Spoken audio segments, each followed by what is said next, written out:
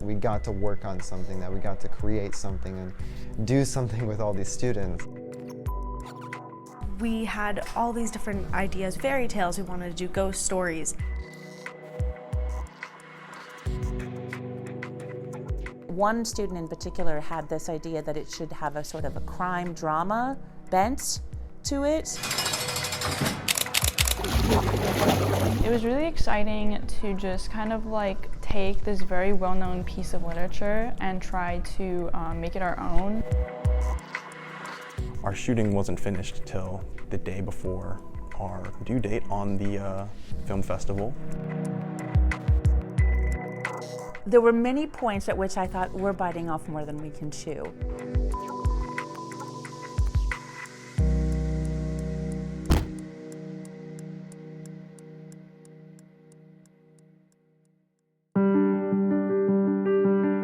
I lived in Bangor, just 20 minutes outside of Belfast, and I was originally only supposed to be there for a year, and I thought, what am I going to do for a year? I worked in the film industry in Los Angeles. I had my own small independent film production company. I had two small young boys, and my husband's company required him to move to Belfast for work in 2005. He said Belfast, and I was immediately like, oh no, terrorists. I was like this ignorant American.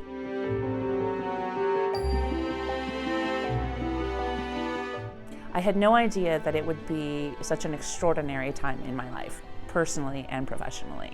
I had no idea that I would fall in love with Belfast.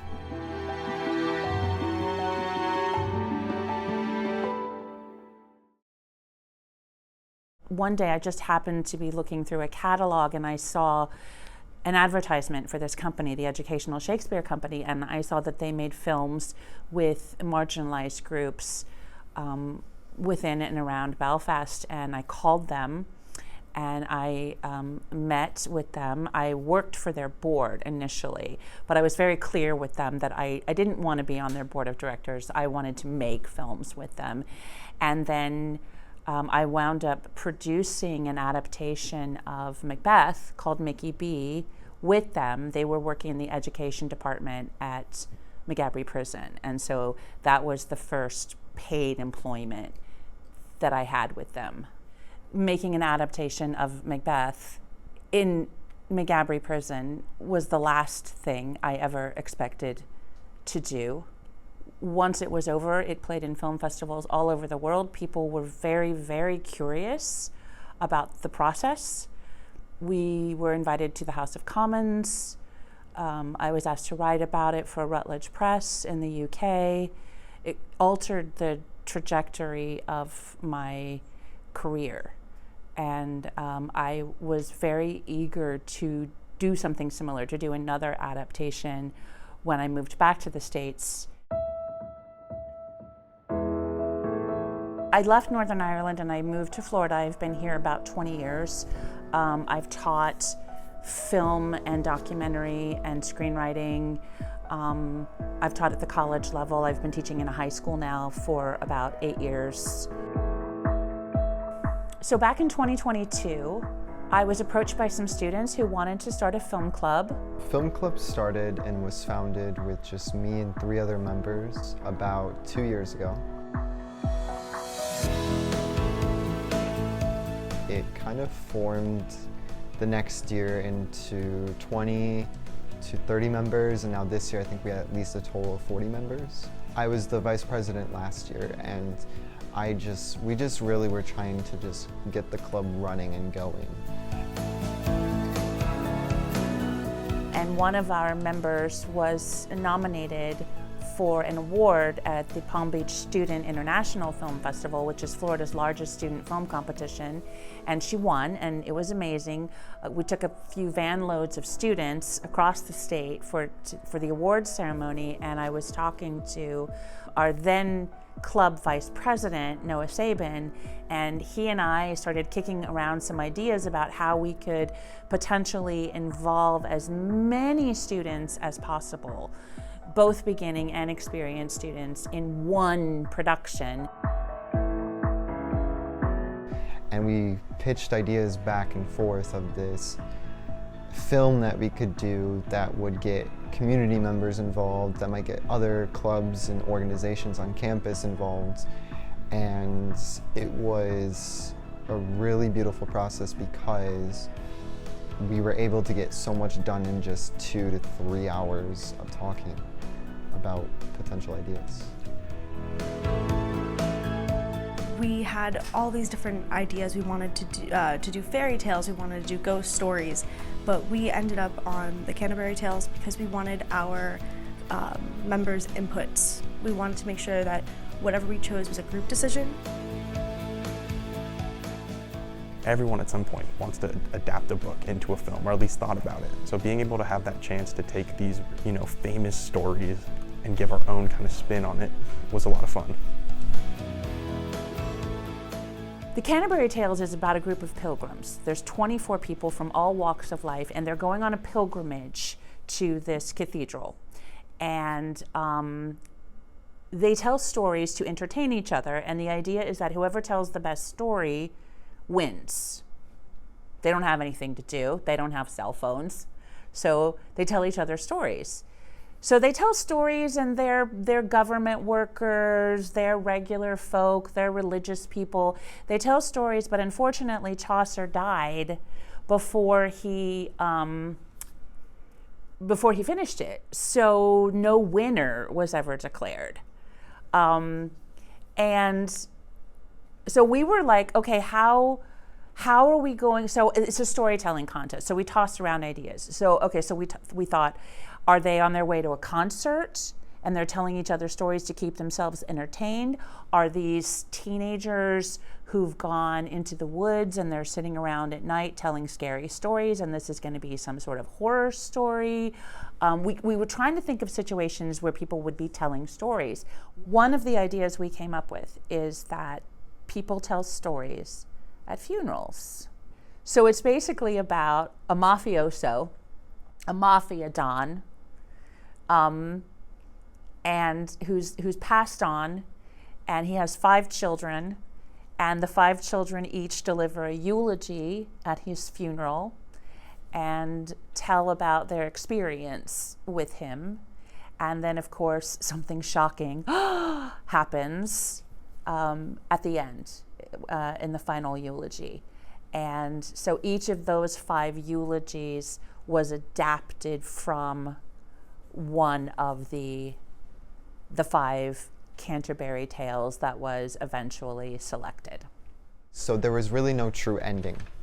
And so when we selected the story, we wanted to give it an ending because it grouped these 5 kids who were telling the eulogy about their dead father, who was also a mob boss. And although there isn't a clear winner in a contest, we set it up so that there were 5 kids giving their eulogies to their dead father, but there's one of them who's clearly the winner. Adapting a classical work, it was really exciting to just kind of like take this very well-known piece of literature and try to make it our own and add like our own twist to it. I think it was fun also trying to like figure out the script and the storyline and just work together with a bunch of people to figure out how we're gonna put this very like complex story and just like make it completely like our own thing while still following the story. I worked with other producers in the club. We tried to make sure that we got logistics, budgets corrected, because we did a $2,000 fundraiser to get equipment, and then we also did some actor scouting with our GC drama. That's our little local or school plays that they do, but they had some actors who were interested. And then we also I think we just did a lot of the logistics of the film. It was a pretty ambitious idea. We weren't sure if we could do it, having that many people, having that many chefs in the kitchen, but we thought, well, why not? And we tried it and we did it.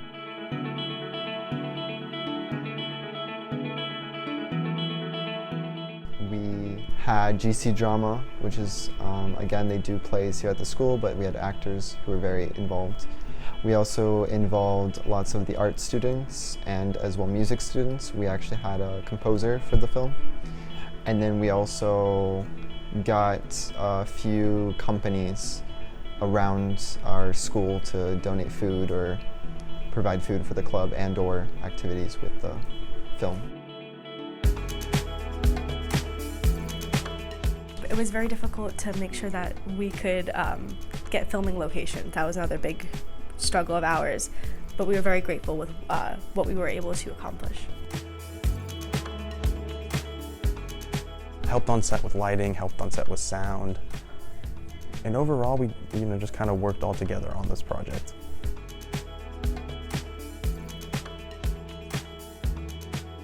I was our lead scriptwriter as well as a minor character, Lilith.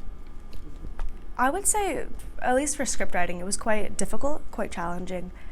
It was so fulfilling to finally finish it, but the process of making it was quite frustrating due to our timeline and time restrictions, but overall I think we all worked very well together to come to our final product. And me personally, I love story writing in general, so getting the opportunity to work on the script was very fulfilling.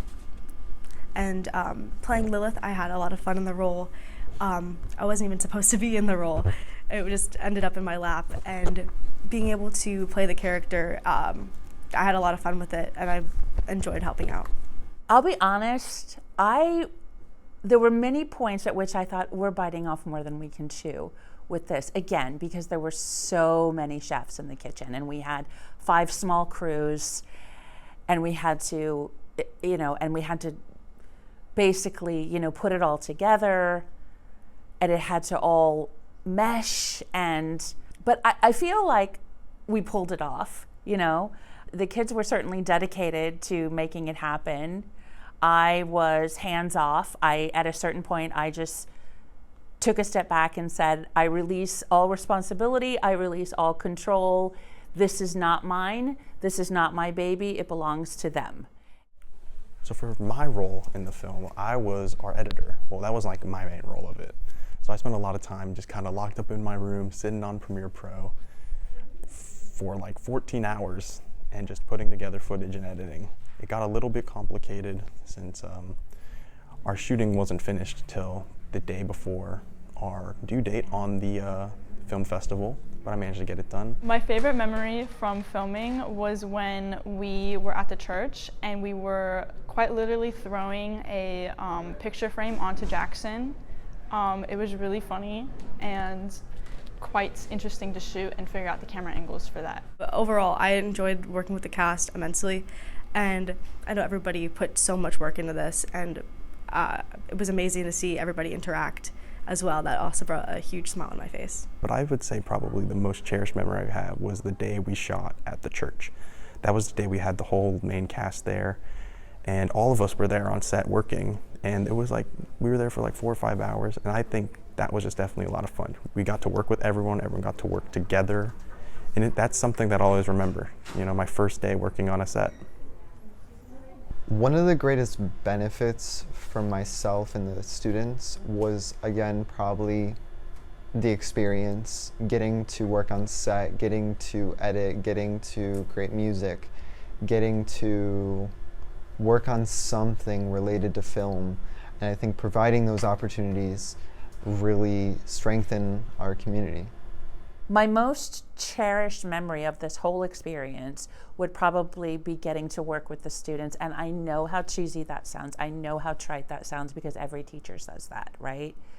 But this particular group of students, I've known a lot of them for the last 4 years. I have one student who's our current president of the club, who I've had this student since he was a freshman. And I've literally known him since he was a little high school baby. And now he and the other officers are all leaving and going away to college, and I love them all. And they have done such extraordinary work, and they've grown so much as as people, as human beings, as artists. They've made my job a joy.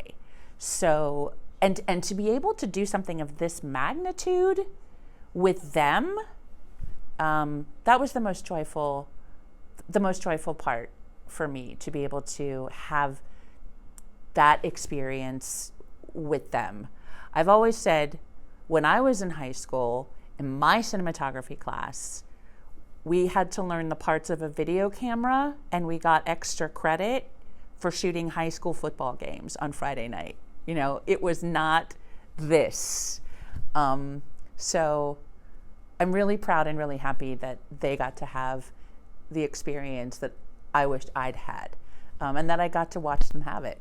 You know, we have a lot of kids joining Film Club who are new to working in film, working with camera, sound equipment, and all of that.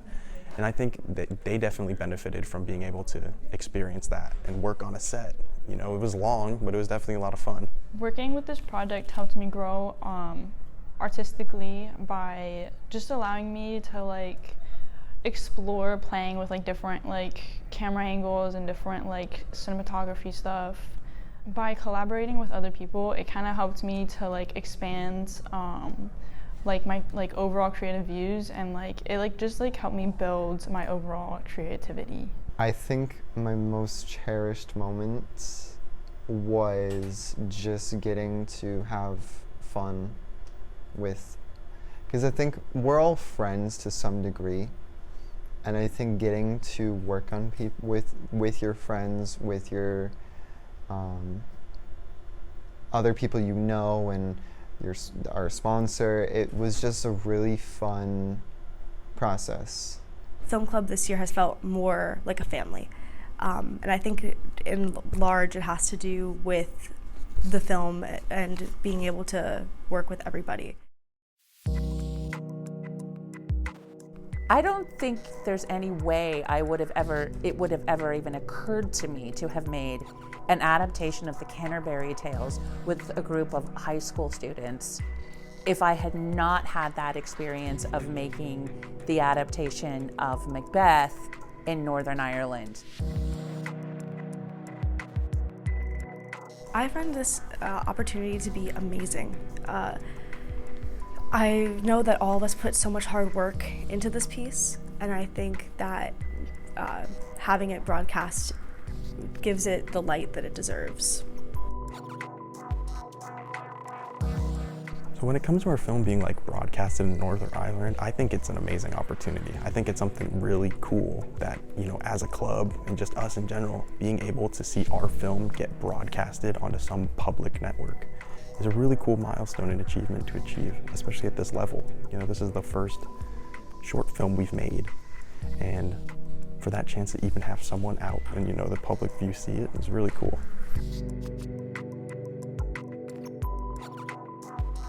This being broadcasted in Northern Ireland is such a great opportunity for all these kids, because it's like we created something and now other people are going to go see it in front of their own comforts of their own home. And I think that's just something, because me being like a media student and learning about all these things, it's just a really cool feeling to have, knowing that your work is being displayed in people's homes.